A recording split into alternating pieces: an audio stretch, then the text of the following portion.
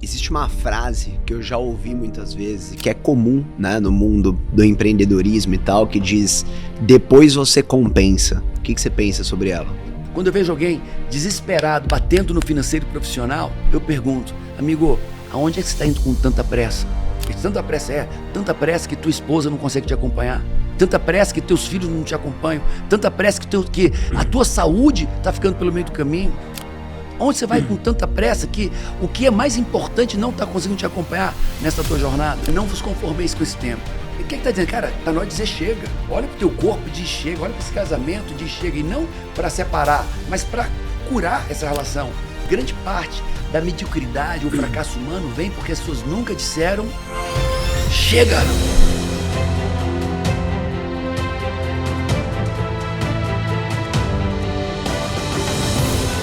Um processo de transformação e disrupção de resultado exige acompanhamento. Se você está aqui tirando o valor desses conteúdos, lembra de acompanhar os que estão por vir. Cada vez mais traremos grandes convidados e o ouro para você construir mais resultado na sua vida e no seu negócio. Inscreva-se no canal. A gente vê que muitas pessoas acompanham episódios esporádicos. É muito dinheiro o resultado que fica na mesa por falta de continuidade. Se inscreve no canal para ser notificado com todos os episódios e conteúdos que a gente tem compartilhado. Fala pessoal, sejam muito bem-vindos a mais um Mentor Podcast. Hoje não é qualquer episódio, é um episódio extremamente especial, não só pensando no episódio em si, mas porque eu recebo aqui um cara que foi extremamente importante, é extremamente importante, né? Seguimos juntos dentro da minha jornada e da minha família.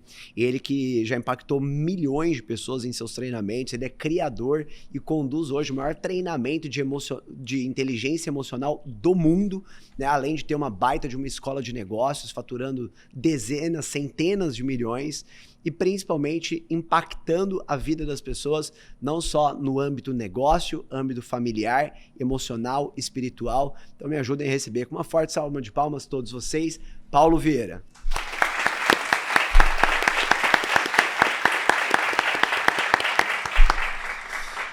Paulo, já... Vambora.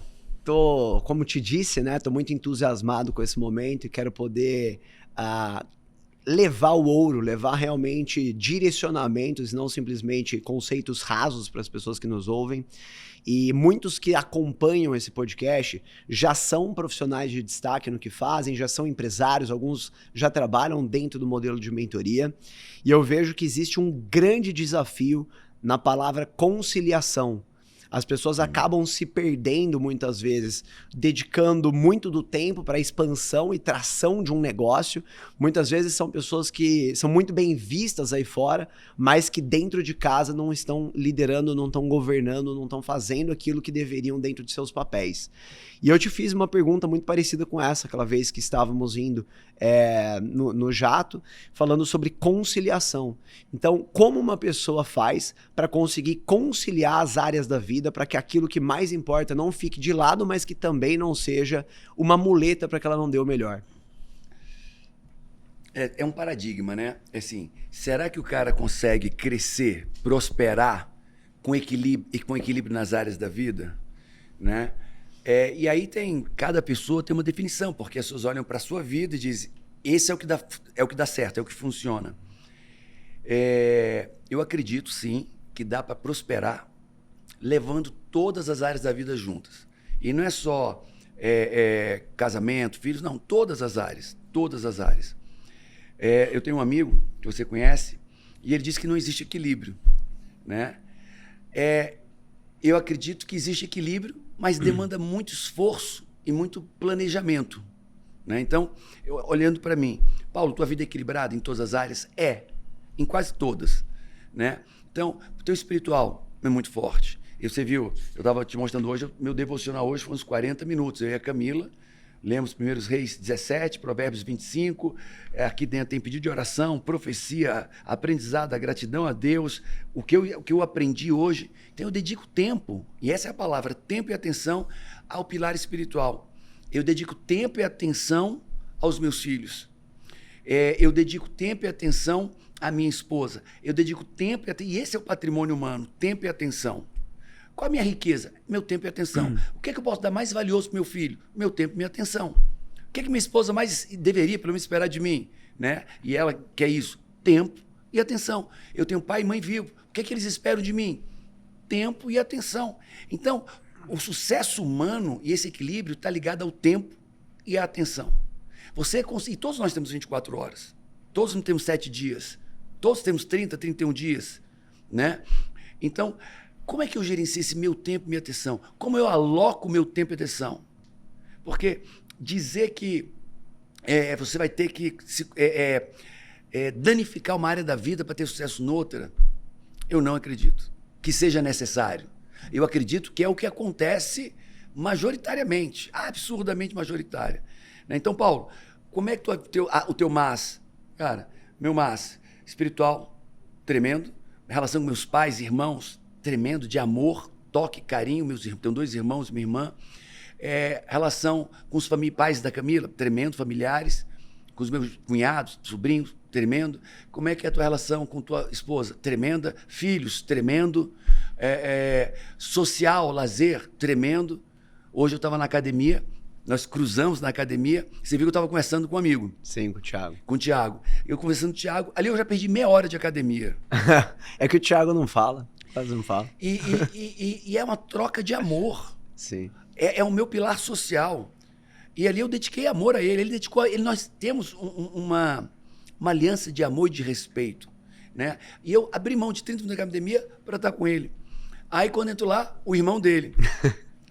E aí, mais 30 minutos, moral da história. Hoje eu ia malhar peito, abdômen e fazer um HIIT, só malhei peito. E tá tudo bem. Minha saúde está bem. Então, eu tenho o discernimento de alocar o tempo com sabedoria. Tá entendendo? Sim. E vou alocando o tempo. Então, minha vida social tá tremenda, filhos tremendo, aí vida financeira, e eu dedico tempo a isso, tá tremendo. Profissional, dedico tempo a isso. Dedico tempo ao meu emocional, eu faço exercícios recorrentes para as minhas emoções. Paulo, e como é que você consegue isso? Como é que a Camila consegue isso? Eu vou falar de mim, né? Eu me sacrifico no sono. Então, eu durmo menos do que eu deveria. Então, minha média de sono é 5 a 6 horas. Cara, e tá tudo bem. Eu suplemento com 4 tipos de magnésio, tudo que existe para a mente, mais os peptídeos para a mente, eu durmo 5 a 6 horas. Tá entendendo? Sim. E eu consigo equilibrar todas as áreas da vida.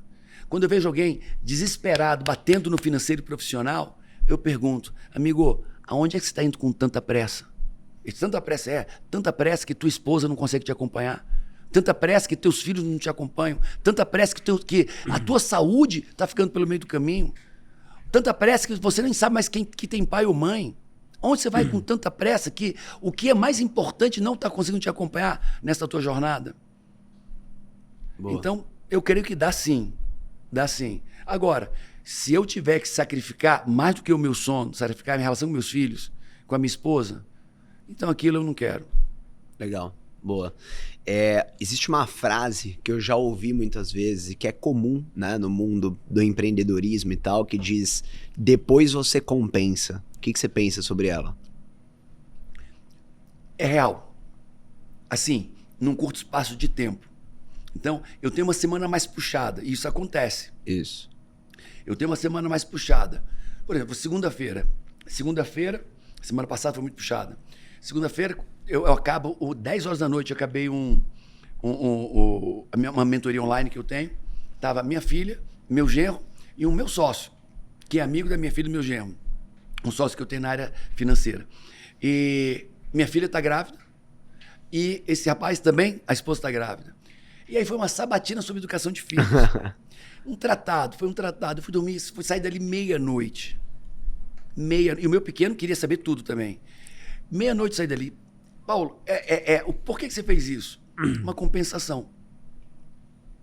Boa. Eu fiquei devendo um pouco. Agora, a vida não pode ser de compensação todo o tempo. E acho que o grande problema é a compensação de, vou acelerar por 5 anos e depois eu compenso. Com um curto prazo, como eu disse, um curto prazo, ok. Eu vou abandonar meus filhos por 5 anos, abandonar minha esposa por 5 anos, minha saúde por 5 anos, para depois compensar, esquece, perdeu. Perdeu teu filho, perdeu o casamento, perdeu tudo. Assim, Paulo, você poderia... Eu me considero uma pessoa farta financeiramente, com patrimônio robusta no Brasil e nos Estados Unidos. Você poderia ter o dobro? Talvez. Valeria a pena? Boa. É isso. E aí entra uma grande questão, né? Eu creio que essa consciência é poder. Essa consciência, ela te dá grandes possibilidades de viver uma vida realmente intencional. O que hoje você diria que tem feito com que tantas pessoas que são boas, bem intencionadas, trabalhadoras, dedicadas, percam essa consciência, essa autopercepção de estar perdendo a mão? Porque ninguém quer, em sã consciência, destruir a família, perder os filhos. Então, o que faz hoje com que tantas pessoas percam essa consciência? Eu tenho um exercício no coaching que eu pego, a primeira coisa que eu pego, quais são teus objetivos de vida? Enumera. E põe qual é a ordem de importância deles. E a maioria nem sabe quais são. E o cara vai criar ali, porque nem tem uma consciência dos objetivos. Aí depois eu pergunto, quais são os teus problemas que você enfrenta hoje? Aí é mais fácil. Põe numa ordem. E aí agora eu pergunto, quais são teus valores? Quais são as coisas que são importantes para você? Família, casamento, independência financeira? Põe numa ordem. Quando o cara põe os objetivos numa ordem, põe os valores, ele diz, cara, o meu objetivo é ser rico, mas meu objetivo é ser rico. Perdão, meu objetivo é uma família feliz. Cara, mas na ordem do valor, ele está lá embaixo. É o que eu menos dedico tempo, é para ter um casamento feliz. Olha que coisa estranha. Minha coisa mais importante é uma família feliz. Mas eu dedico menos esforço para isso. Está incoerente. Então, você ter a ajuda de alguém para trazer clareza. Quais são meus valores? O que rege minha vida? Os seus valores estão de acordo com os seus objetivos? Porque senão você pode realizar todos os objetivos e se matar depois. Porque esses objetivos não amparavam os teus valores do que era de fato importante para você. E é o que a gente vê todo o tempo. Total. Aliás, essa era uma das perguntas que eu ia te fazer, né? Por que tem tantas pessoas que, entre aspas, né? E aí eu acho que isso tem muita relação com o ter, entre aspas, chegam lá. Pô, a gente tem casos de pessoas que ganharam o Oscar e depois se mataram. Então, o que ocasiona isso? Por que isso acontece? Eu tenho uma frase que é assim, e agora? Subi a montanha errada. A história de um alpinista, o cara foi, para você subir o K2 ou o Everest, normalmente você vai ter subido 7 montanhas antes, mais fáceis. Uhum. E o cara, vou subir o K2, um grupo de alpinistas, cara muito bom e tal. E aí subiram a primeira montanha, 7 anos. Foram 7 anos, 6 anos, um tempo assim, para subir todas as montanhas. E para subir montanha é muita preparação, é muito dinheiro e tal. E aí ele foi subir a K2, que é mais difícil, muito mais difícil que o Everest. Caramba. E quando chegou na K2, né, subiu, e na volta ele morreu, perdeu 2, 3 amigos, perdeu a ponta do nariz, perdeu os dedos de uma mão, perdeu os dedos de um pé. E quando ele chegou, saiu do hospital, sobreviveu. Quando chegou no hospital, perdeu do frio, né? Congela e tal. Sim. Quando chega em casa, chegou no hospital, a esposa deixou ele chegar e disse, tô indo embora. E levando nossos filhos. E ele, mas eu não tenho há 6 anos, sei lá, um tempo, não lembro, 5, 6, 7 anos que eu não tenho marido. Eu não tenho dinheiro. Você sempre olhou para seu hobby, seu prazer, sua profissão, seja o que for, e deixou todo o resto de lado. E ela sai de casa, ele cai na grama da casa dele, lá da casa dele, de joelho, todo enfaixado, olha para cima e diz, e agora? Eu subi a montanha errada. Perdeu os amigos, perdeu a saúde, perdeu o casamento, estava quebrado, perdeu o dinheiro, devia $2 milhões para o hospital, que lá nos Estados Unidos não tem muita brincadeira. E agora? Subi a montanha errada. Tem muita gente subindo a montanha errada. E quando chega lá, e agora? O que é que eu ganhei de fato com isso? Boa. Eu já te vi falando uma frase, eu não lembro exatamente, mas é mais ou menos assim, você não precisa de uma mudança, você precisa de uma transformação. Qual que é a diferença? Cara, quando a gente... Primeiro, Romanos 12, 2, eu acho. Não vos conformeis com este tempo, mas transformai-vos pela renovação da vossa mente, para que podeis experimentar o quão boa, agradável e perfeita é a vontade de Deus. Então, se você mapeia isso, primeiro não vos conformeis com esse tempo. E o que está dizendo? Cara, está na hora de dizer chega. Olha para o teu corpo e diz chega. Olha para esse casamento e diz chega. E não para separar, mas para curar essa relação. Você olha, então é um chega, e as pessoas não dizem chega. E grande parte da mediocridade ou fracasso humano vem porque as pessoas nunca disseram chega. Porque se disser um chega de verdade, vem acompanhado de ações, decisões, buscas. Aí depois diz, então não vos conformeis com esse tempo, mas transformai-vos. E transformar não é progredir, não é mudar, não é melhorar. Transformai-vos é sapo em príncipe, doente e saudável, obeso em forte e saudável, pobre em rico. E eu acredito nisso, que existe, aí vai ser, transformai-vos como? Pela renovação da vossa mente, razão e emoção. Uma cura racional e emocional. E é isso que eu busco. Né? Quando eu tenho meus alunos de coach, de business, né? Qualquer escola de negócios vai entregar ferramentas de business, network de business, método de business. Cara, e o cara tem a crença suficiente para amparar isso? Ele tem a crença de merecimento para progredir? Ele tem uma crença de capacidade para usar essas ferramentas? Ele sente que tem valor de ser um empresário de sucesso? Então, nós trabalhamos todas as áreas, as crenças, a mentalidade, tá? Os valores e profundamente método empresarial, ferramenta empresarial. E o cara vai chegando e ele chega lá em cima e não cai. E indo um pouco mais a fundo no o que são crenças, porque eu vejo que muitas pessoas acabam se perdendo no conceito ou até usando isso como uma muleta, né? Porque eu não tive as crenças adequadas, e aí ela se coloca numa posição de síndrome de Gabriela, né? Nasci assim, sou assim, enfim. Então, o que são crenças? Qual a importância? Como mudá-las? Crenças são programas mentais. Tal qual um computador. Se eu for um programador, eu entro lá no código-fonte, abro o código-fonte, está lá na tela aqui, e eu começo a programar uma linguagem específica, e eu vou programando. A base da linguagem é bit-byte, zeros e uns combinados, numa linguagem lá e eu programei o computador. Nosso cérebro também é programado, não por bit-byte, mas pelas experiências que eu vivi e vivo. Tá. Então, quando uma pessoa leva uma surra desproporcional do pai, uma surra ou da mãe, essa experiência, a experiência passa, mas isso gera uma crença. E está lá. Uma crença de não merecimento, uma crença de incapacidade, uma crença de não ter valor. Então, toda experiência vai produzindo crenças. E aí a minha pergunta é, esses programas... Eu não falei neurologicamente, só falei, eu dei um salto da experiência para a crença. Tem uma estrutura neurológica que a gente não vou falar aqui. Mas as crenças que eu tenho, oriundas das experiências com papai e com mamãe, me habilitam a ser feliz, me habilitam a ser próspero, me habilitam a ter um casamento, me habilitam a ter dinheiro, uma condição financeira adequada, me habilitam a ser pai, mãe, me habilitam, minhas crenças me habilitam. Bom, não habilitam, então tudo bem. Quem é que sabe abrir teu código-fonte e reprogramar? Porque tem técnica, nós temos técnica para isso. Método CIS, né? E por mais que as pessoas falem mal do coaching, e aqui quem fala mal do coaching é um ignorante do assunto, né? Porque se ele tivesse mínimo de consciência, ele saberia que coaching é um trabalho feito numa mesa como essa. Coach. Ele saberia que Harvard ensina coaching, Columbia ensina coaching, Stanford ensina coaching, Wharton ensina coaching, Oxford, Cambridge ensina coaching. Coaching é ensinando todo mundo. Não tem uma empresa multinacional no Brasil que não faça coaching com seus funcionários e gestores.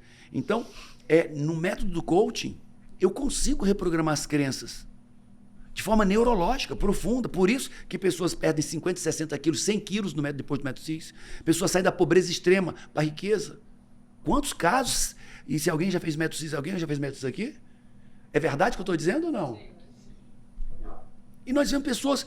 Por quê? Porque o método CIS é uma estrutura poderosa, científica, de reprogramação de crenças.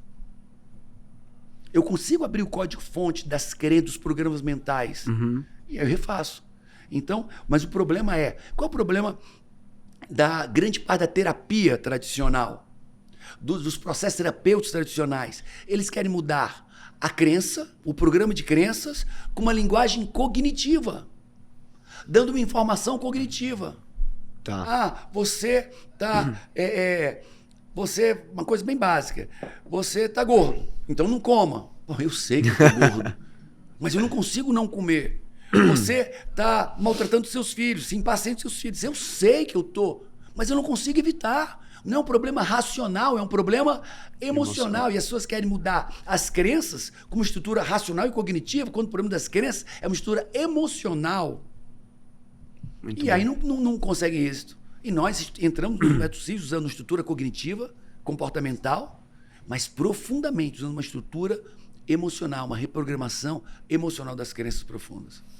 O Paulo, e muitas pessoas, até mesmo dentro desse âmbito mais business, tem aquela frase, não, eu sou um cara muito racional. E você no CIS bate muito de cara, nós somos emocionais. O que você consegue trazer sobre isso para que a pessoa entenda que as decisões dela não são racionais? O prêmio Nobel, acho que foi 2018, foi um cientista comportamental que provou que até no jogo, nas ações, investimentos de ações, né, o que conta ali é emoção. Os maiores investidores do mundo, eles são emocionais, agem pela emoção. Essa Né? tá disruptiva. Me fala mais. Olha só, vamos voltar aqui. Eu sei que eu deveria parar de beber, racionalmente. Uhum. Eu não, né? Tem um cidadão aqui, o cidadão aqui que está do nosso lado, ele sabe que deve parar de beber. Está destruindo a família, a saúde. E ele não consegue. O outro sabe que deveria parar de comer tanto. E continua comendo. Nosso problema não é racional. Nosso problema é emocional. O comportamento, manifestação da nossa ação. Então, eu sou racional. O que quer dizer que você é racional? Porque você tem autocontrole? Autocontrole é uma estrutura emocional. Você está me entendendo? Sim. Então, quando alguém diz que é racional, isso não é uma bobagem.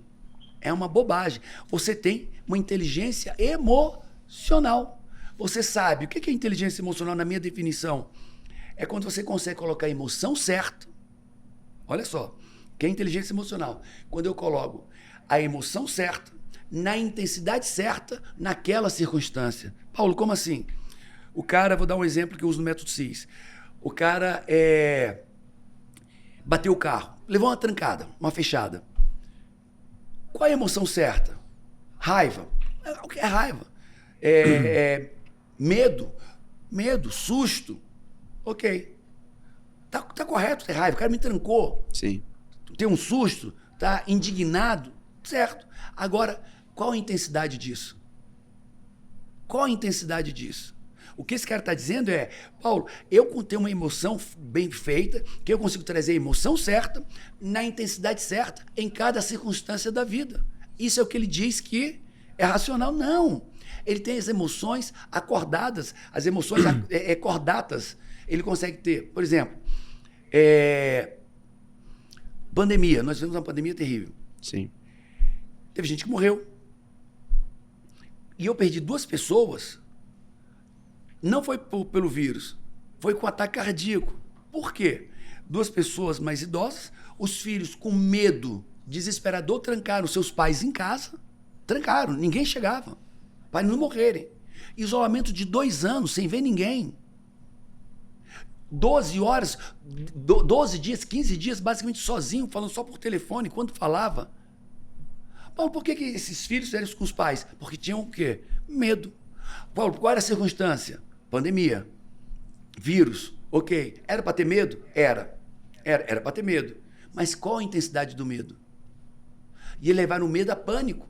E quando levaram a pânico, trancaram seus pais, se trancaram, eles aguentaram, porque eram mais jovens, os pais não aguentaram a solidão e morreram.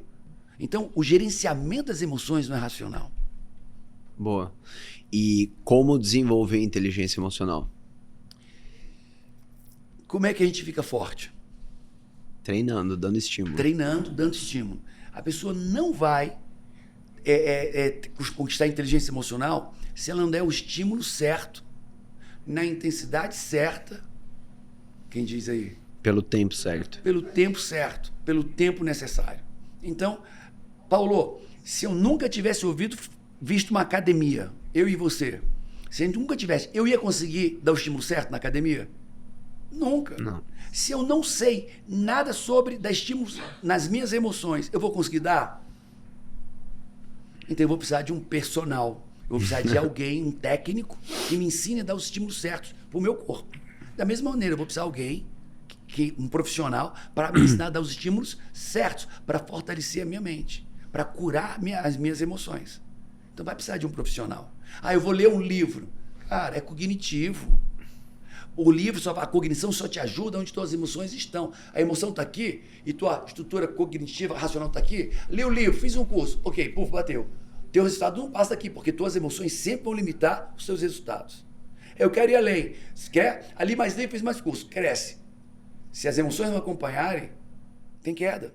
E vai cair. Muito bom. E você comentou sobre as crenças, mas comentou também sobre a mentalidade. E tem algo que você traz muito e que eu sou muito adepto, que é o processo de metanoia, que você fala que a pessoa pode, em meses viver o que às vezes ela não viveria em 10 ou 20 anos. O que é metanoia? Como viver esse processo de mudança? Toda transformação mental forte é uma metanoia, uma mudança radical de mentalidade. É metanoia. E eu instituí metanoia como sendo a forma mais garantida de metanoia.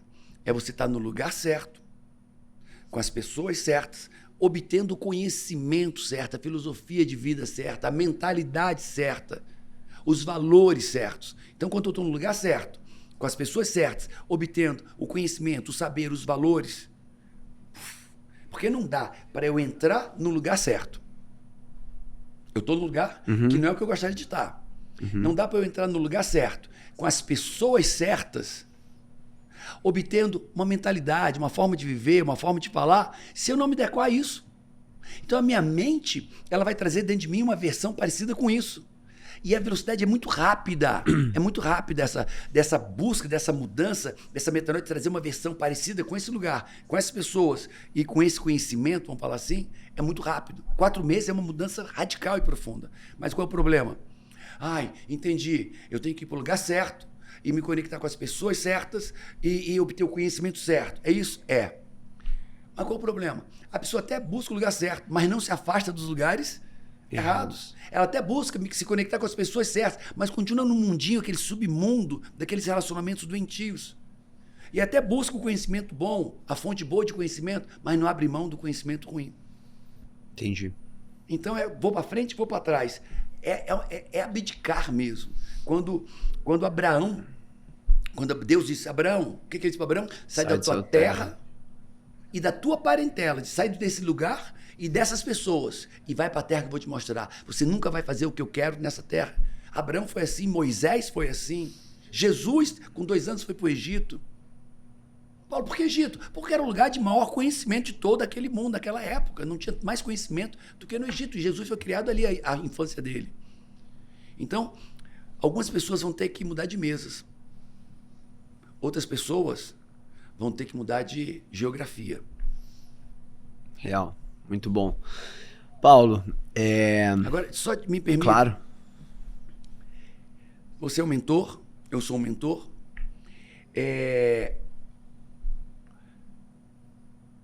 Grande parte das pessoas, elas querem estar no lugar certo, mas elas não têm o que oferecer esse lugar. Muitas pessoas querem conectar com as pessoas certas, mas não têm o que oferecer a essas pessoas. Elas querem obter o conhecimento certo, mas não tem nada a oferecer. E o que é que esse ambiente superior faz? Rejeita elas. Rejeita, e está certo. Imagina se um médico, eu tenho um mentorado no Canadá, ele é o número 1 do mundo em cirurgia endovenosa, endovascular, e fez a primeira cirurgia, nosso colega, Dr. Vitor, e fez a primeira cirurgia robótica à distância de um infarto, de um AVC, do mundo. Ele é o número 1 do mundo. Ele está aqui, é um cara muito humilde, ele está nesse nível aqui. Aí chega o menino, oi doutor, vamos sair para passear? Vamos almoçar? Quero te perguntar umas coisas. Ele vai assim, como assim, filho? Trafega um caminho, come Sim. um pouco, cresce, para que você também tenha o que contribuir, tá entendendo? Então, as pessoas não têm o que oferecer. Paulo, qual é a única alternativa para essa pessoa que não tem o que contribuir para esse grupo mais elevado de resultados e tal? Pague por acesso. O que eu faço, o que você faz, pague por acesso. Paulo, quanto? O que você puder. Se é o lugar certo, se são as pessoas certas que têm um conhecimento, pague, não importa. Não tem ouro, não tem prata mais importante que pagar pelo acesso. Não tem. Mas as pessoas querem ficar em livros. Elas querem ficar aqui e ali.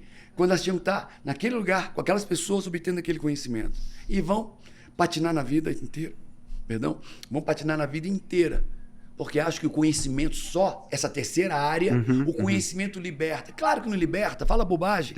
Se conhecimento libertasse, gerente de banco seriam todos ricos, porque eles conhecem tudo de finanças. Médicos seriam todos saudáveis. Professores, médico, pô, claro que conhecimento sozinho não. O conhecimento aplicado a uma mentalidade, naquele grupo, naquele lugar, o conhecimento vai ter valia. Fora disso. Atenção para o recado importante. Acesse o QR Code que está aí na tela e receba uma aula gravada, gratuita, onde eu entreguei os principais pilares do método SHP que nos fizeram vender mais de 30 milhões no ano passado, com menos de 1% desse valor investido em tráfego e que tem ajudado tantos profissionais e empresários a estruturarem e escalarem seus programas de mentoria. Tá, eu vou puxar disso então. Eu sei que teve gente que ouviu e sentiu... Essa é a palavra, se sentiu injustiçado. De, mas eu vou ter que pagar como se o mundo devesse algo, né? E ao longo da minha jornada também foi assim. Lá no início, poxa, eu não tinha uma extrema abundância para pagar, mas eu paguei. Então, o que você consegue trazer para, de alguma forma, despertar essa pessoa de que, cara, sim, é nas condições que você tem que você precisa primeiro semear para depois colher. Eu estava conversando isso ontem com alguém.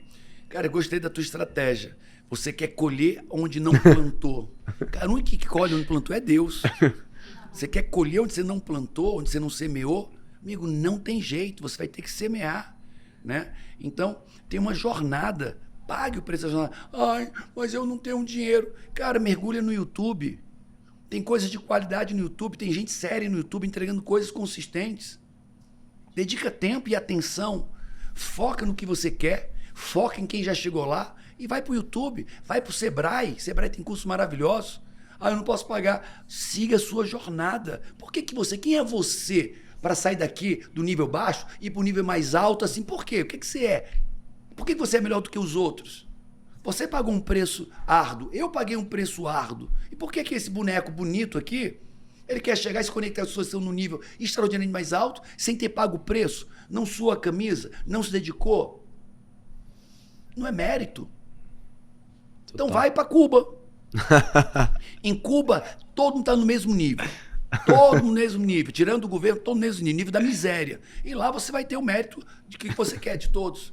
Agora, você quer viver numa sociedade de prosperidade? Pague o preço. Tempo, atenção, e aí agora eu vou trazer o terceiro elemento. Dedique tempo, atenção e dinheiro. Muito bom. Você teve uma jornada, né, Paulo, de expansão muito forte. Acho que foram ao longo de 10 anos, né, de 300 mil para 300 milhões, né, uma coisa assim. Como que foi esse processo de sustentação? Acho que tem muita relação com tudo que a gente estava falando de crenças e etc, porque eu também acredito que à medida que o seu negócio cresce, se você não cresce junto, ele desmorona. E aí eu quero puxar um paralelo, que é o seguinte: eu vejo muitas pessoas que têm um bom resultado, porque muito do que eu entrego aqui, por exemplo, no SHP, é ajudar a pessoa que já é referência no mercado dela, o empresário que já é referência no mercado dele, a ter um braço de educação. Eu creio que multiplicando talentos e tendo uma nova fonte de receita com uma margem muito legal.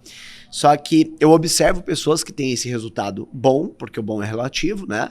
E que ficam muito travadas em começar um novo projeto em que muitas vezes ela vai ter que voltar por a cara, ela vai ter que fazer uma reunião de venda. E aí, já vou falar, né? O orgulho trava ela. Eu escrevi aqui, né? Eu escrevi a palavra orgulho. O orgulho trava ela de fazer um novo movimento. E aí ela tá numa mesa que ela ganha ali, vou dar números aleatórios aqui, ela ganha seus 200 mil por mês, provavelmente ela já é a melhor da mesa que ela tá sentada, e aí ela quer começar o movimento, mas ela não consegue dar esse passo, muito por medo do julgamento e etc. o que você consegue relacionar aqui, tanto nas mudanças, talvez, que você teve que viver de crenças para sustentar esse resultado, e para ajudar essa pessoa que quer fazer um movimento, mas que de alguma forma está entorpecida com esses resultados que para ela acredita que são bons, mas a verdade é, conversando com eles, eu vejo que não é. Acomodação é morte, ele está acomodado. Então o que você consegue trazer para que essas pessoas tenham talvez essa retomada de ambição ou qualquer coisa Pronto, assim? você falou a palavra de novo, você já respondeu os dois, orgulho e ambição. Ninguém passa da sua ambição e se mantém lá. Ninguém passa.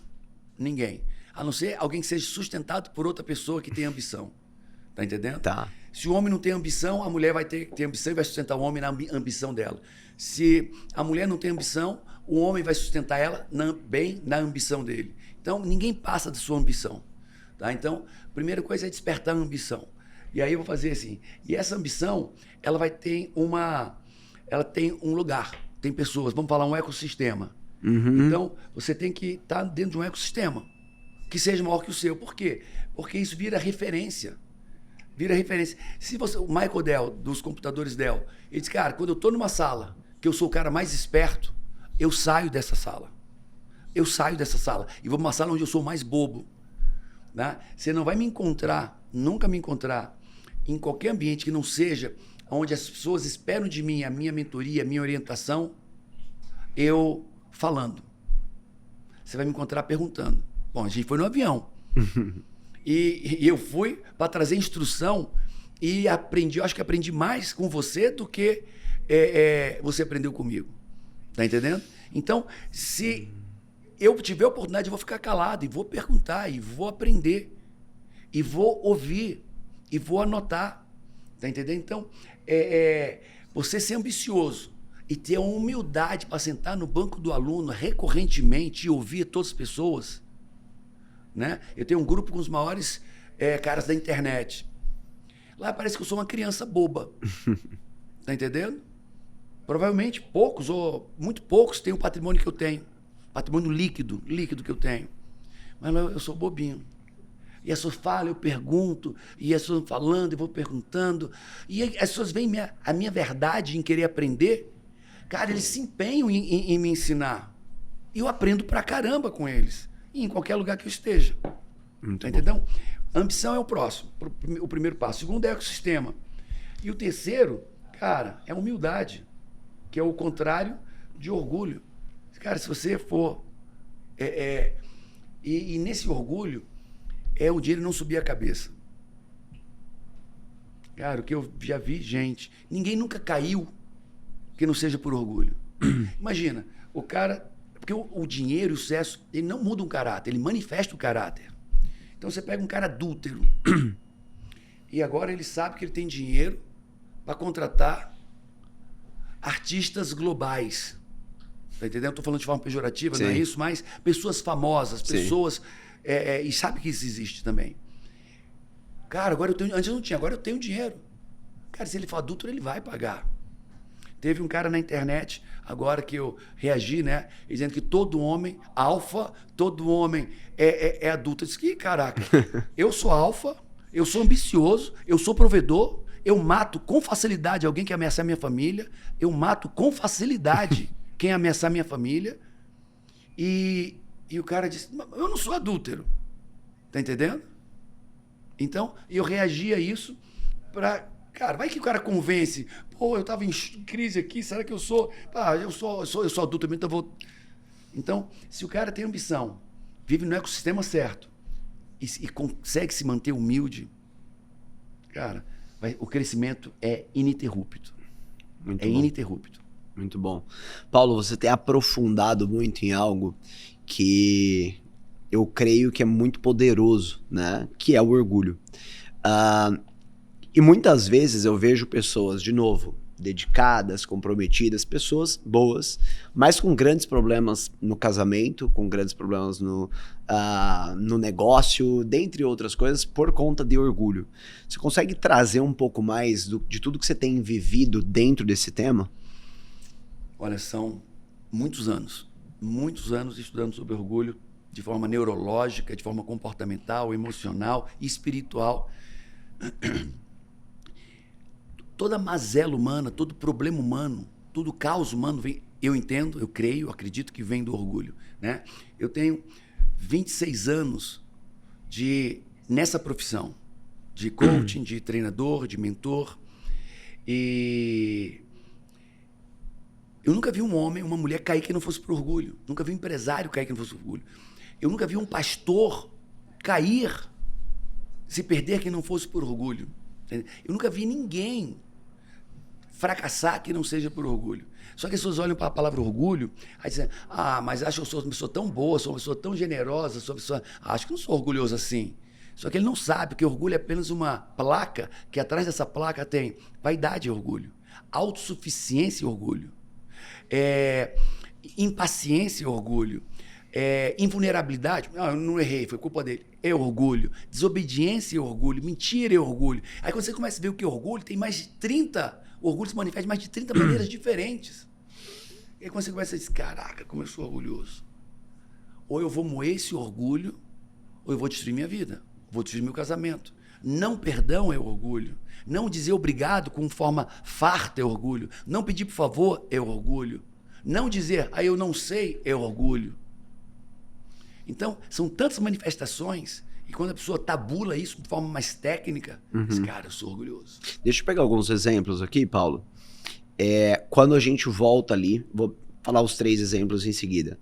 Quando a gente pega ali a pessoa que tem um resultado bom, mas que não se permite galgar uma nova jornada, que é complementar a que ela já faz. Por exemplo, um médico bem-sucedido, um empresário bem-sucedido que tá vendo outras pessoas tendo seu programa de mentoria, tendo muito resultado, e ele fica, porque ele não tem nem 45 pós-doutorado igual eu tenho, esse cara é um picareta, e partindo do pressuposto que esse cara é bom. Só que talvez ele realmente tenha mais pós-graduações. E aí ele não dá o passo de fazer diferente, de traçar a jornada dele, enfim. Então, de que forma isso é orgulho? Em paralelo, pegando, por exemplo, um casamento em que o marido e a esposa estão com um grande desafio em conciliação, em definição de objetivos, e uma conversa não acontece, né? De que forma o orgulho prejudica um casamento. E por fim, questão de filhos. Então, se você puder trazer esses 3 pontos. 3 coisas assim, vai... Filhos, casamento e profissional. Vou pegar um médico. Tá. Né? Eu tenho muito médico no meu ecossistema. Paulo, por que um médico está vendo aquele rapaz mais novo, com menos experiência? É fato, é mais novo, Com menos experiência, tem menos experiência. Talvez tenha menos resultados num processo cirúrgico, procedimento cirúrgico, clínico, talvez tenha. E o cara, rapaz, está ganhando 200 mil, 300 mil mês, e esse outro, que na medicina tem uma acuracidade maior, tem uma profundidade maior, talvez tenha até resultados maior, o cara está ganhando 40 mil, 50 mil, trocando tempo por dia, ele se matando de trabalhar, deixando filho de lado, casamento de lado, saúde de lado, e esse aqui, malhado, forte, viajando pelo mundo, ganhando 200, 300, 400, 500, 1 milhão por mês. E esse aqui fica injuriado. Como é que esse cara, sem a minha experiência, sem a minha profundidade científica, está ganhando mais do que eu, né? Por que esse cara não segue essa jornada? Por quê? Ou porque ele se sente incapaz, ou porque ele não se sente merecedor, ou então porque o cara já está tão cansado, tão exausto, né? E tem uma terceira motivo, medo. Paulo, medo de quê? Porque para ele migrar para essa área, ele vai ter que abrir mão do tempo e da atenção que aqui. Só que para pagar o padrão de vida dele, isso é até contornar uma objeção. Para pagar o padrão de vida dele, ele tem que trabalhar daquela forma exaustiva. E ele não tem tempo para aprender algo novo. Ele não tem tempo para uma mentoria, não tem tempo para uma imersão. E agora ele olha para cá, mas se eu tirar tempo aqui de cirurgia, de clínica, de consultório, eu não pago minhas contas, porque eu já estou com a corda no pescoço. E mal tenho dinheiro também para pagar isso, porque eu já vivo no limite da minha renda. Então, e agora? O que é que eu faço? Eu vivi esse dilema, porque eu era coach integral, 5 sessões por dia, era 10 horas de coach todo dia, ganhava 30 mil reais uma sessão, fazia 5 sessões por dia, 150 mil reais dia que eu ganhava. Eu ganhava 150 mil reais dia. No final de uma semana era 500, 600 mil. No mês, E aí eu disse, cara, mas eu acho que eu posso contribuir mais com as pessoas e comigo. Então, eu vou migrar. E aí eu fui diminuindo o tempo de coaching, sessão de coaching, para entrar dentro da minha empresa como gestor. Sessão de coaching, que é bem operacional. E aí eu fui migrando isso. No início era desesperador. Eu ganhando 2 milhões, 1,5 milhão por mês. E abrir mão disso, estou falando nos idos de 2020, e abrir mão disso para semear na minha empresa, fazê-la crescer. Então, talvez esse seja um grande dilema de muitos médicos, de muitos profissionais liberais. Mas tem uma transição, faça a transição. Tire 1 hora, dedique tempo no final de semana, vai tirando. Se você consegue fazer, eu consegui fazer essa transição. Eu demorei 2 anos e meio até a minha última sessão de coaching.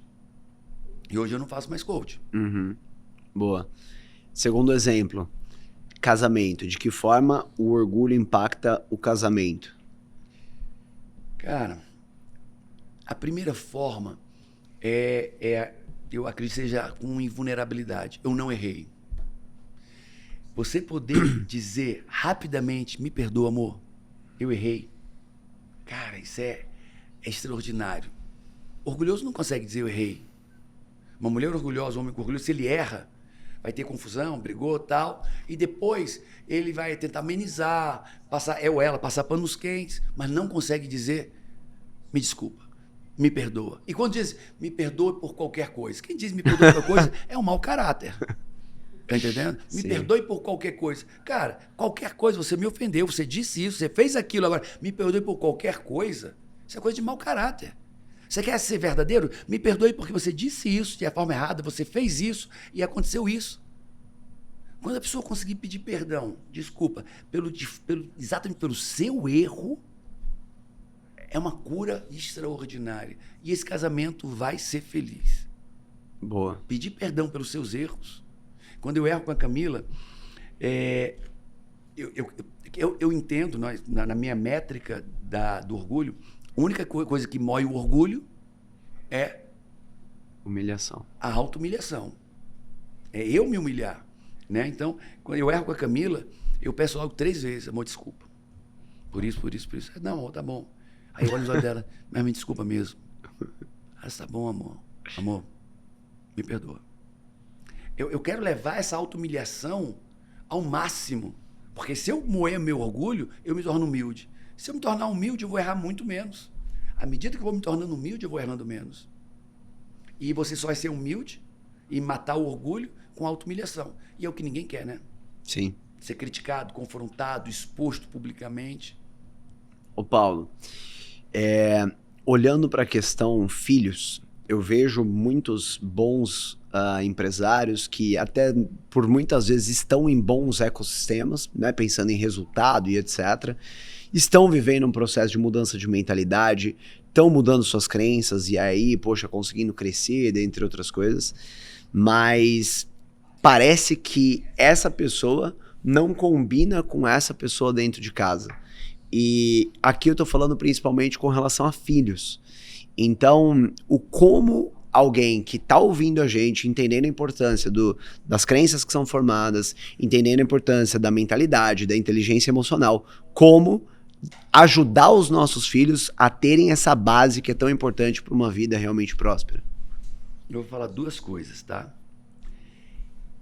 O primeiro, você precisa entender de perfil comportamental. Eu tenho 3 filhos, são 3 universos completamente diferentes, né? E o meu primeiro, eu digo que a Júlia e o mais novo, eu tive que adestrar. Amigo, a Júlia era tinhosa, nasceu tinhosa.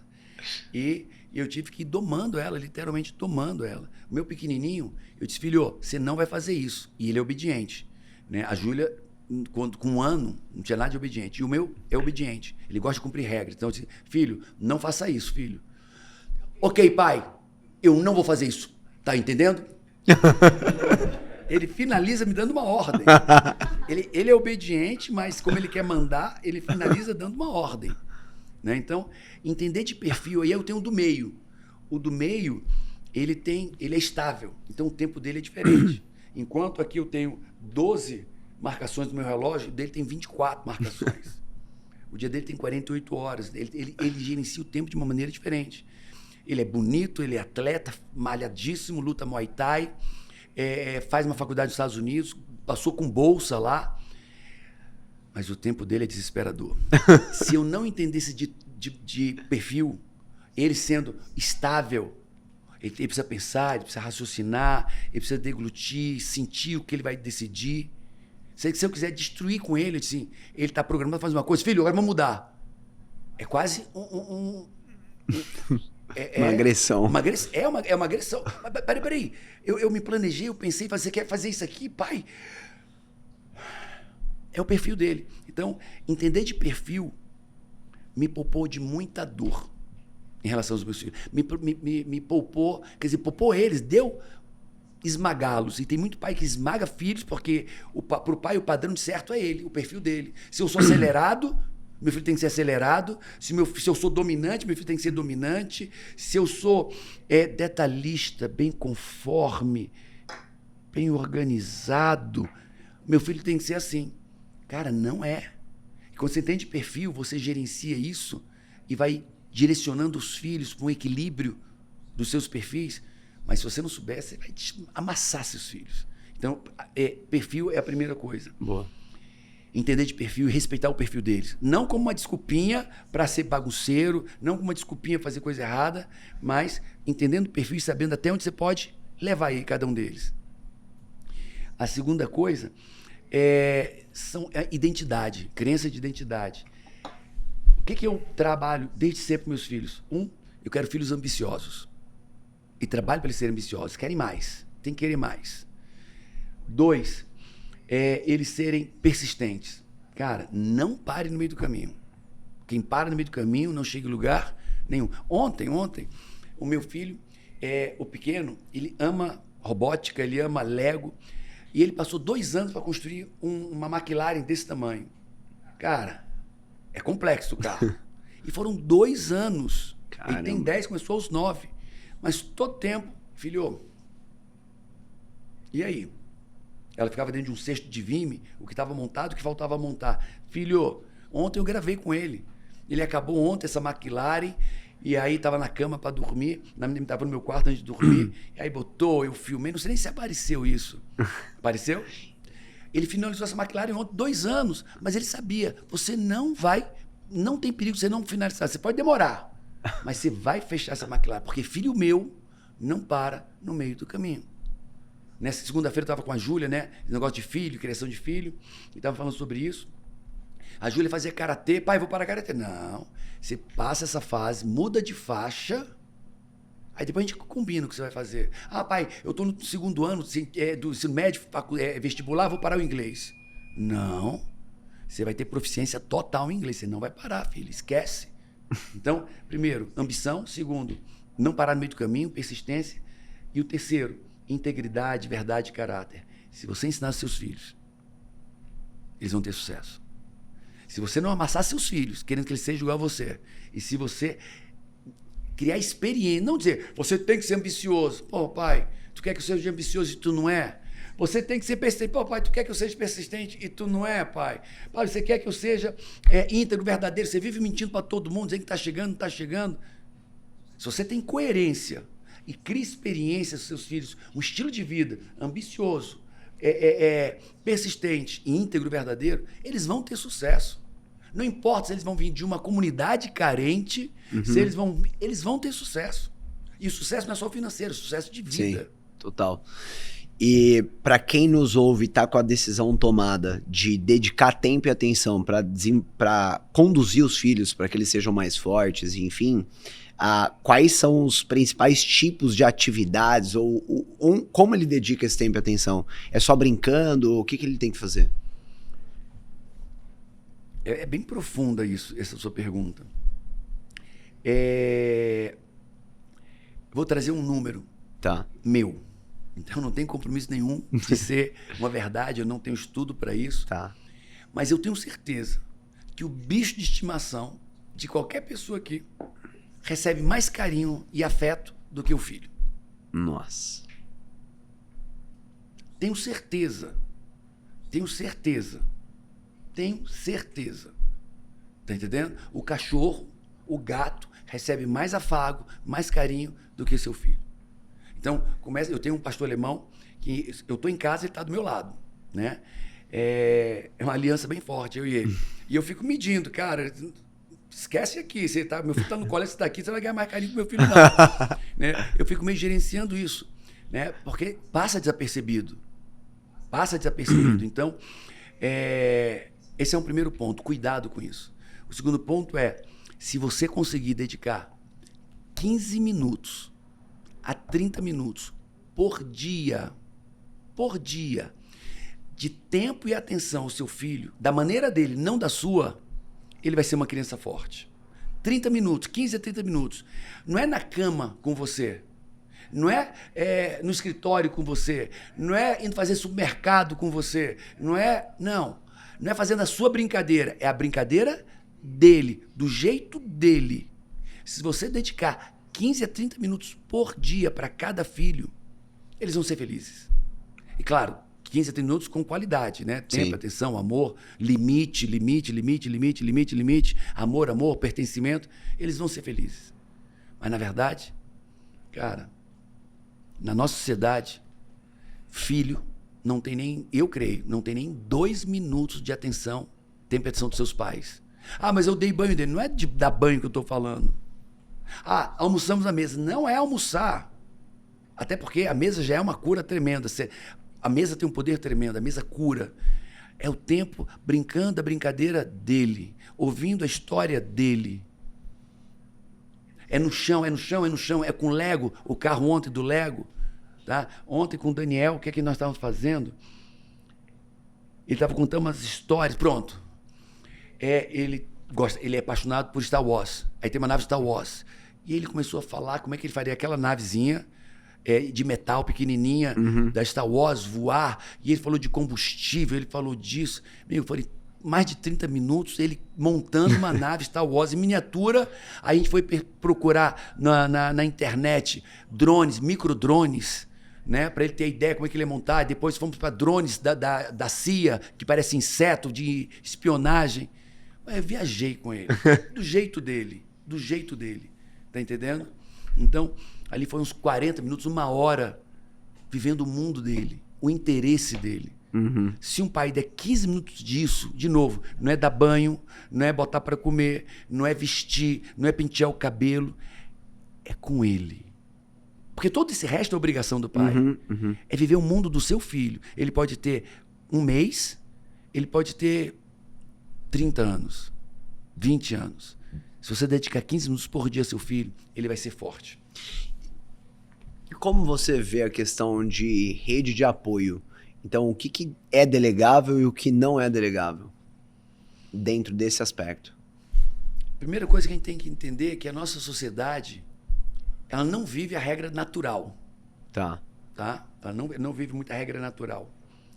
Porque a gente vivia em vilas, em comunidades, né? Então, quando você vivia em vila, em comunidade, todo mundo cuidava de todo mundo olhava para todo mundo. Hoje a gente vive trancado dentro de casa, de apartamento. Então, a rede de apoio hoje não é uma rede de apoio social.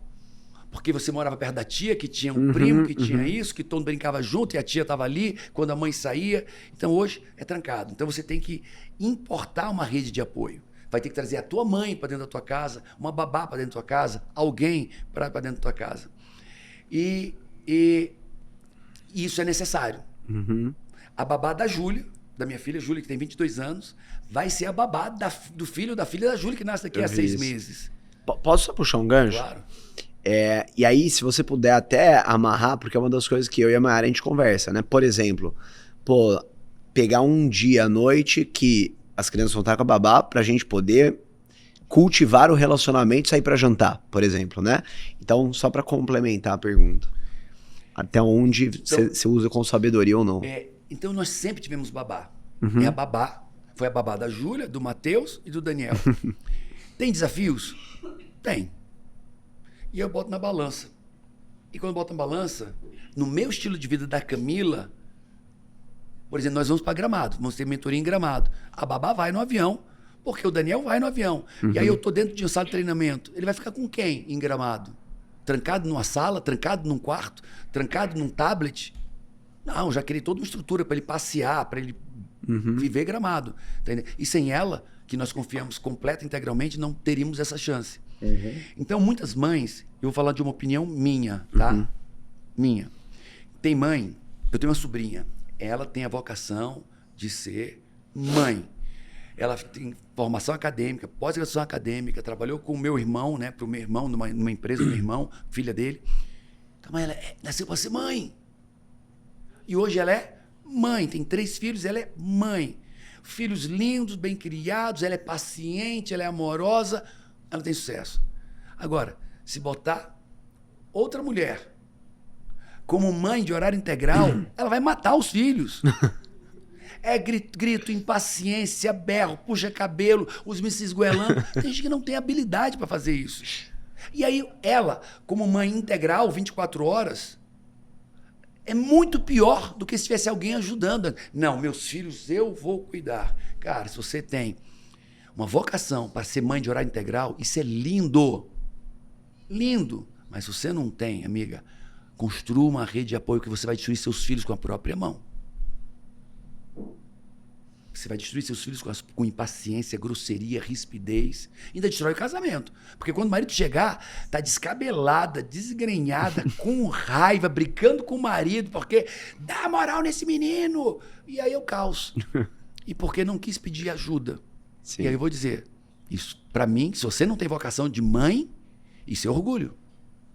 É meu. Ninguém toca, é meu. Só eu mexo, é meu. Tá entendendo? Sim. Então, nós sempre tivemos uma rede de apoio grande e, como eu disse, tem coisas que não é do nosso jeito? Tem.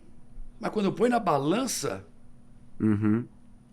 para mim, no meu caso, que a Camila é uma mãe maravilhosa. Mas se a Camila ficar sem trabalhar, ela enlouquece. A Camila pira, e pira todo mundo junto dela. Tá entendendo? Agora, a Camila, acho que até os 9 anos do Daniel, até os 10, até meses atrás, ela botou o Daniel para dormir todas as noites. Sentava na cama. No começo deitava, depois a gente combinou, sentava na cama do lado dele, lia a Bíblia, e falava que tinha lido, depois lia mais, e ele contava as histórias lá. Antes era o videozinho do book, Superbook. Eram os vídeos Superbook, aí depois avançou pro Chosen, e agora leitura de Bíblia. Foi todas as noites da vida dele isso. E ela não abria mão. Se estivesse em casa, ia botar ele para dormir. E isso muito rico, tá entendendo? Mas a gente nunca abriu mão de uma rede de apoio. Boa.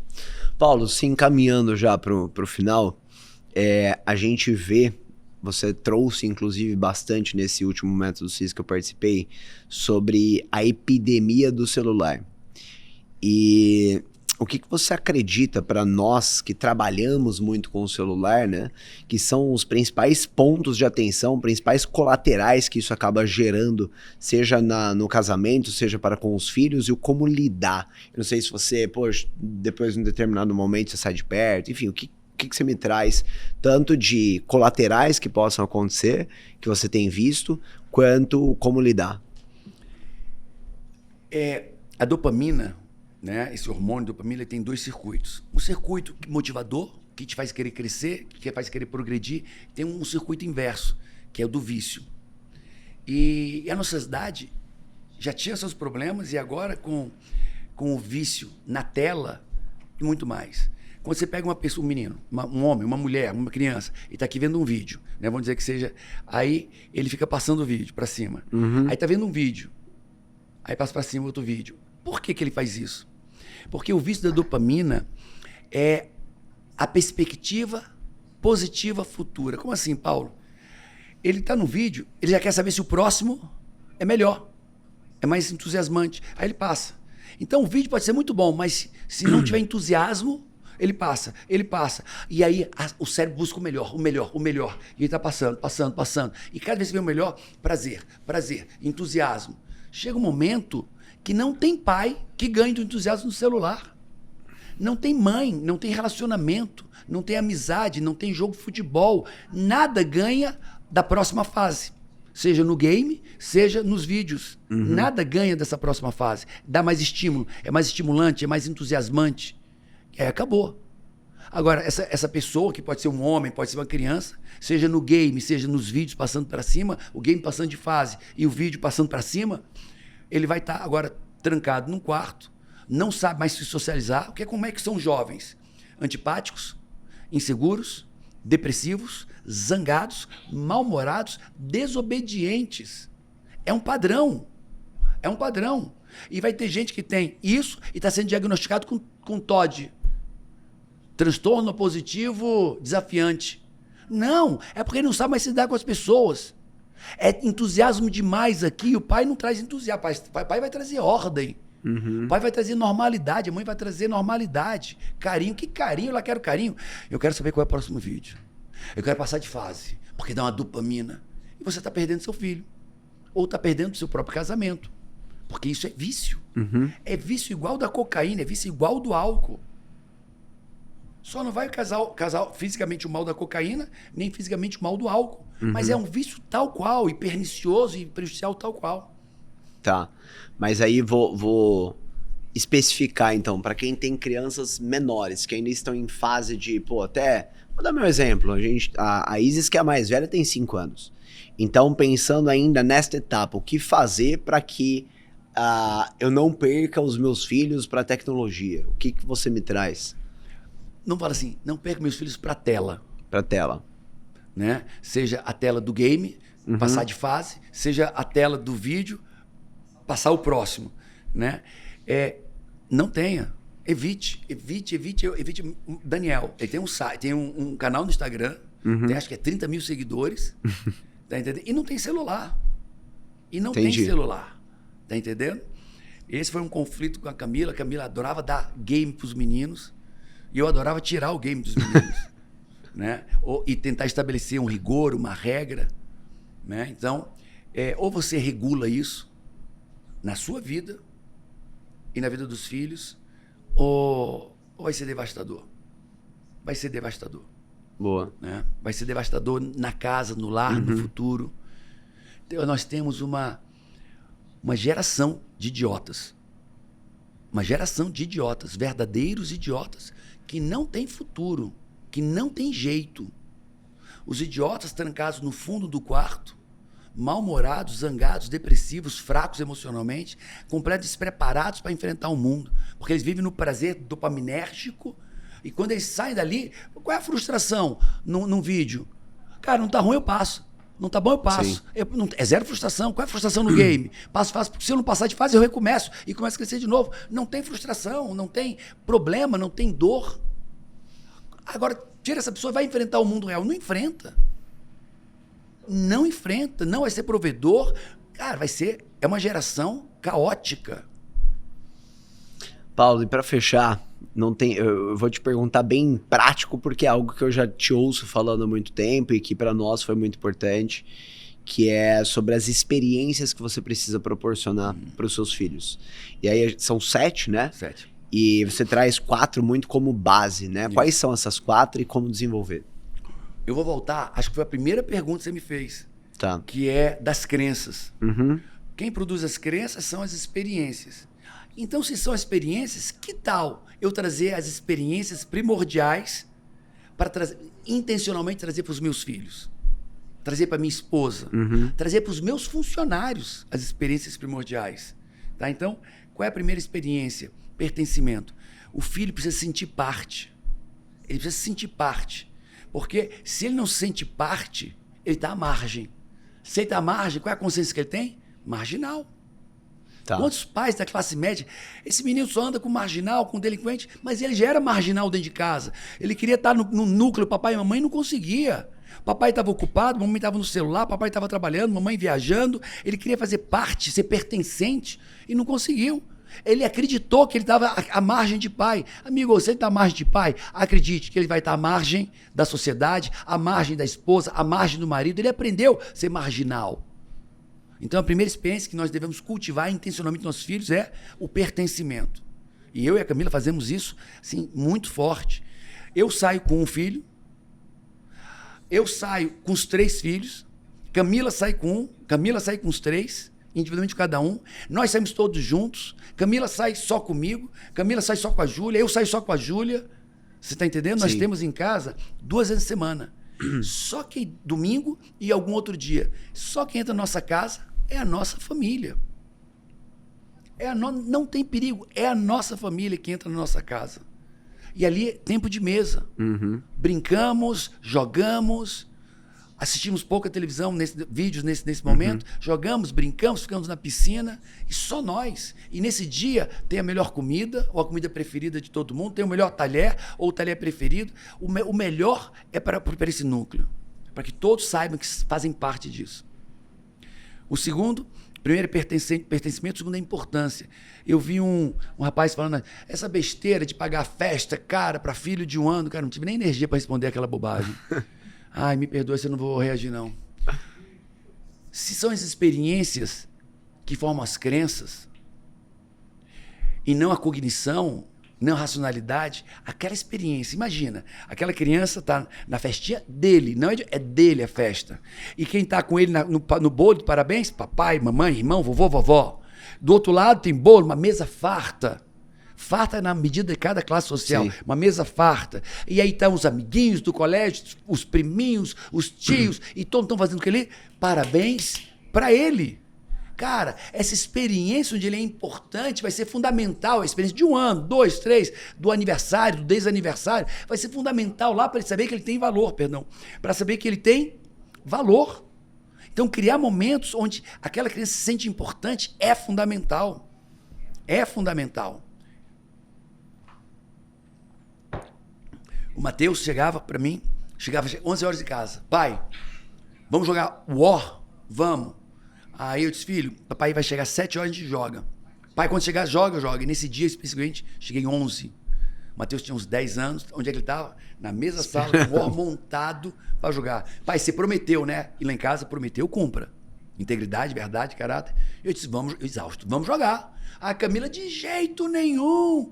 Você é 11 horas, eles me tem colégio amanhã. Bom, eu não prometi, eu não vou desonrar. Sentei na mesa, comecei o jogo, ele desconfiado, se eu ia jogar mesmo. E ele desconfiado, jogando, e doido para ir dormir. E jogando. Quando ele viu que ia jogar, pulou, me deu um abraço. Obrigado, pai. Obrigado. O que ele viu fazendo? Sacrifício. Cara, um filho tem que ser muito importante. Um pai chegar 11 horas da noite e jogar o War de 2, 3 horas com ele.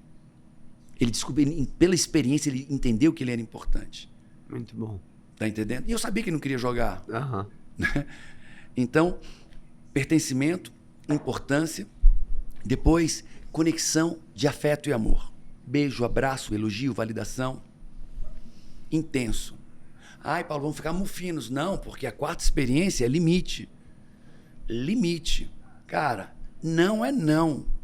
Parar é parar. Faz isso e não tem. É limite. Se não fizer, vai ter consequência. Meus filhos sabem. Coisas erradas têm consequência. Não tem perigo, vai ter consequência. E claro, uma criança saudável, ela tenta estender o limite. E isso é saúde. E com sabedoria eu tento estabelecer limite. E aí, é uma tese longa explicar tudo isso, mas quando ele tem limite, ele sabe que tem regra, tem ordem, tem obediência, tem consequência dos erros. E eu construir. Ele é pertencente, ele é importante, ele é amado e ele tem limite. Ele sabe que o que ele fizer de errado vai ter consequência, hoje e lá na frente. Mas eu ensino isso, tudo isso eu ensino hoje para ele. E aí, de novo, seu filho vai ter sucesso na vida se fizer isso. Muito bom. E não precisou de matemática, português e inglês para ter sucesso. Total. Paulo, deixando uma mensagem final, num modelo pergunta, mensagem final. Eu já te vi falando que nós nascemos para boas obras e que para você fazer algo ruim, você precisa de uma narrativa. O que você consegue trazer como uma mensagem final para quem nos ouve, não necessariamente dele fazer algo ruim, talvez um crime ou algo assim, mas talvez até mesmo de ficar estagnado, de não cumprir o chamado de multiplicação de talentos e etc. O que você consegue trazer dentro dessa linha para que a gente não siga essa lógica de construir boas obras, precisamos de uma narrativa? Eu vou buscar a Bíblia 2 vezes, tá? Tá. No último livro de Tiago, no último capítulo de Tiago, ele diz assim: quando você sabe que deveria fazer de bem e não faz, você já está pecando. Só em não fazer o que sabe que é certo e bom, já está em pecado. Então tem um monte de gente pecando pra caramba aí. E aí eu vou pegar outra passagem bíblica do talento, a parábola dos talentos. Chega o Senhor, que simboliza Deus, o primeiro servo dele, o primeiro funcionário dele, diz: ó, você é competente, então eu vou te dar 5 talentos, vou passar um ano viajando, quando eu chegar eu quero prestação de contas. Ele não disse quanto o cara tinha que trazer. Aí chegou pro segundo: ó, você é um cara bom, esse cara é extraordinário, esse cara é bom, vou te dar 2 talentos, eu vou viajar, quando chegar daqui a um ano, eu quero prestação de contas. E pro terceiro, menos competente: ó, tá aqui um talento, eu vou viajar, quando chegar, presta contas. Então ele deu talento mediante a competência de cada um. Um ano depois ele volta. E aí, feliz do que tinha recebido 5 talentos: Senhor, o senhor é um homem severo, tal, e tá aqui, o senhor me deu 5 talentos, tá aqui outros 5 talentos. Servo bom e fiel, venha pro gozo do seu senhor. Segundo servo lá, ele tinha dado 2 talentos, e ele: Senhor, o senhor me deu 2 talentos, o senhor é um homem severo, tá aqui 2 talentos, mais 2, né? Servo bom e fiel, vem pro gozo. Você usou seu talento, eu te dei talento, e você usou e dobrou, contribuiu com você e com o mundo, vem para dentro.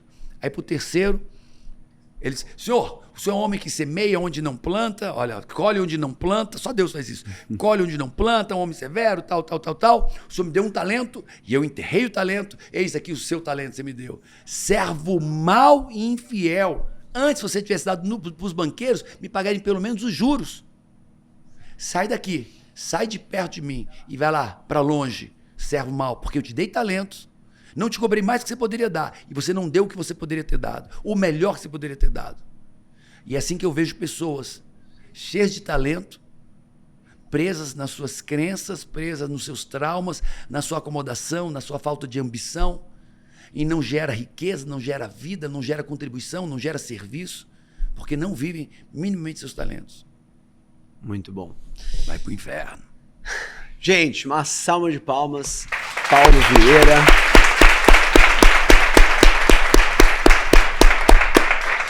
Muito bom. Irmão, mais uma vez, quero agradecer pela sua presença. Para quem quer conhecer mais, quer estar no Método CIS, redes sociais, onde te procura? Método CIS, o maior treinamento de inteligência emocional do mundo, a maior imersão do mundo, transformadora. E me conhecer, Paulo Vieira, Paulo V Coach, YouTube, Instagram. Boa.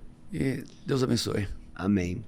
Pessoal, espero que tenha agregado. Eu sei que muito do que foi falado aqui pode gerar valor para várias pessoas que você conhece, independente do segmento, independente do momento de vida. Como eu disse, a Mayara, nós somos testemunhas vivas, né, de poder estar conectado e usufruindo de tudo que o Paulo traz, que eu verdadeiramente acredito que é algo que vai além do racional, né, como foi falado, tem algo até de espiritual aqui.